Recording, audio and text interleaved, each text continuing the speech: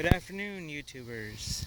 I'm going to show you here my truck. 1994 Z71 350 TBI 5.7 liter extended cab 4L60E. This truck is the most meanest truck ever created. No help. Me and my dad. As far as people, it's just me and him. We put, I don't know, you can see it. Cross-drilled slotted rotors. That actually helps. We stopped it. Got the hood open, but I'll leave it for last.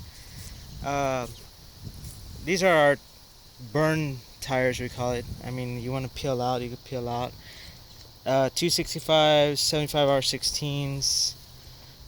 Good tires, they lasted for a long time. A little dry rot. We got the 285s, mud terrains. They're at the house, asleep in the garage. All my found built stickers.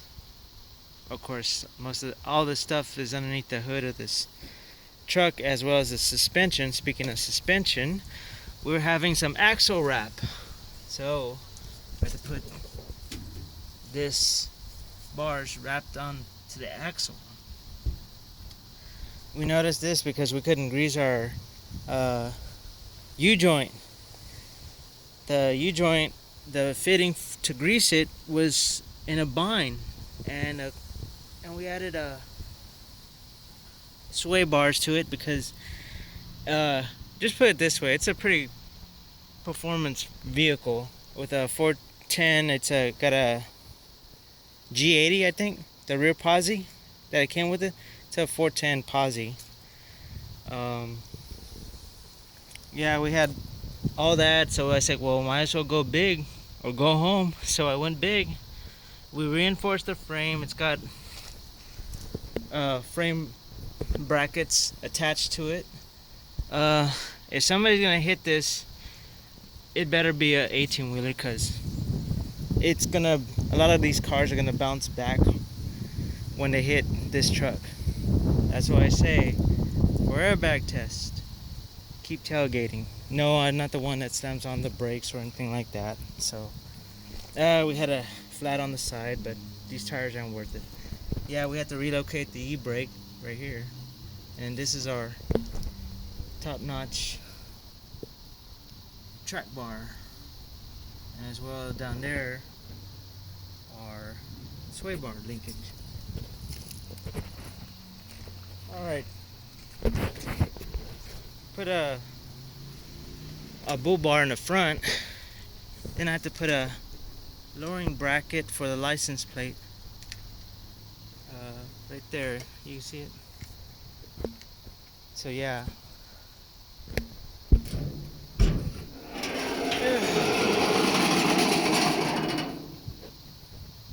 alright, try not to make too noise in the hood. Alright, this truck, that truck's a beast. We've got shorty headers on there. We have different intake manifold. It's a whole shot. We had to have an adapter, I guess the adapter mount for that EGR valve. The EGR valve came off of I think a 1979 Corvette. To relocate the valve, it's not the same as the TBI 350. So we had to do that. And well, of course, we needed AC. It's downright exhausted heat out here, humidity in South Texas. So we had to put new AC, new compressor. Runs like a champ. Oh, let's see, I'm thinking the evaporator is over there. I think the condenser. I get them confused. I get them all confused. Anyway, everything's been replaced. Now, if you're gonna replace all that, make sure you replace. There's a little cone screener that was full of like metal from the old compressor. So we replaced that. It's got a TBI spacer. The TBI spacer is like off of a 454. It's got the bigger 2-inch bores because the the TBI was swapped out with a Holley 670 CFM, and that thing runs awesome. I have had no problem whatsoever with it. Um, and it's got enough fuel dumping as well as air because of the whole shot manifold, so it's everything's equal. We put in electric fans. It's the same radiator. We're running a 160 thermostat. Um, stock. We hadn't had no problem with the ignition, so we kept it stock. I've never done anything um, to run the better fuel for this beast of a TBI system, Holley 670.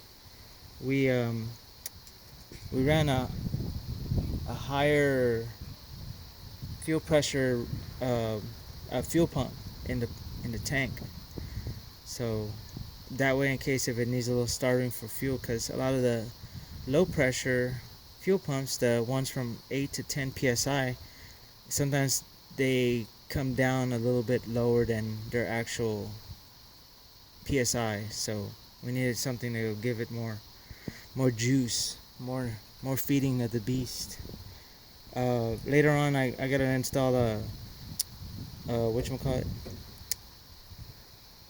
a transmission cooler with the electric fan, and it's gonna have a temp gauge on the cluster. All right, good night, beast. Functional hood too. And the truck's got the basic layout. We installed a compass temperature. Yeah, it came with the center console. I usually cut the headliner because it starts to sag, and I'll spray that adhesive headliner stuff. I did it right here, but it's trying to come apart. It's just time for a new board. Then we put the Tahoe, the sun visors with the vanities on both sides. Don't worry about that sticker. That's for my sway bar and that track bar from the whatchamacallit, from I bought from Tough Country, I think. Yeah, and then the sway bar came from Beltec, so I got a nice sticker for that. So yeah, I don't run the power light on it because due to the fact on the vanity mirrors, this little hinge breaks, and guess what? The light stays on. So you're gonna figure out where's your power going. I hadn't had no real problems with this truck at all. The radio is old school. This is my little Bluetooth setup. It's the only way to get my Bluetooth anyway. My vac gauges. If I want to put a pressure gauge, like I say, turbo or supercharger, it's ready. It's ready to go. That's my air fuel ratio since I'm running this beast. I went ahead and put that just in case. So far, it's been running in the ideal, but more almost closer to the rich. I mean, one more point, it'll be on the rich. One more little bar. So other than that, it's been a pretty good truck. We got 350K on the clock. Trip odometer works. Everything works. It's a clean truck.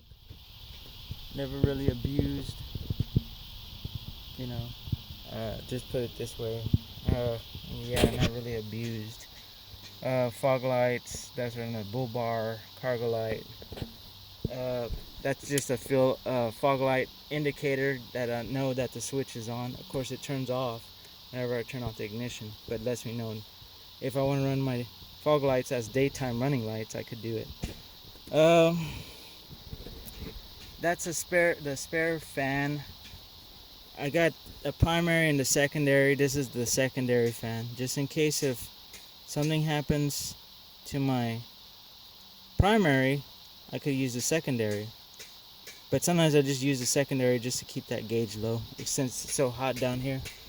I got a blue underlight kit. I still got the original 2 CFL light bars, not the LEDs, the light bars, like kind of like in the Fast and Furious when they first came out, before LEDs came out. They're still burning. And this is AC. Yeah, if you can see it, AC. I Instead of using this AC to turn on the AC, somehow I don't know what's going on with the wiring. I replaced all the sensors, my low pressure side, my high pressure side, and then I changed the one that's like in the middle in between. I mean, I changed all the sensors. Everything's been changed out, and we changed out the one in that aluminum can, but it's not there because it had a little leak on it. So I said, just leave it alone while I'm already using the switch. So I was using the switch. Tilt works, everything works. Like I said, cold AC. I mean, this is a truck that I don't see a problem going out of town in, other than the tires that I'm gonna go ahead and uh, replace once I do. But since I'm just here in city and city driving, I don't. There's no problem. Of course, when they start getting balder and we get into spring, I might switch back because it starts to get a little flooded around here. Other than that, 1994 Chevy Silverado. It's got all the stuff. It's even got the stuff for, like, I think it's got that extra little box it came with. And then of course Chevy's known stasher if you want to put your gun there. I just say that because the way America is, yeah. Me, I don't know. I say somebody needs to fix this country. It needs an overhaul. But anywho, questions, comments about this beast of a 350 Z71, drop it in the box below, and I'll go ahead and answer any questions y'all have. I know I left a lot of ins and outs, but I know it'll come to if you ask me some questions. Anywho, thank you for watching, and have a great day.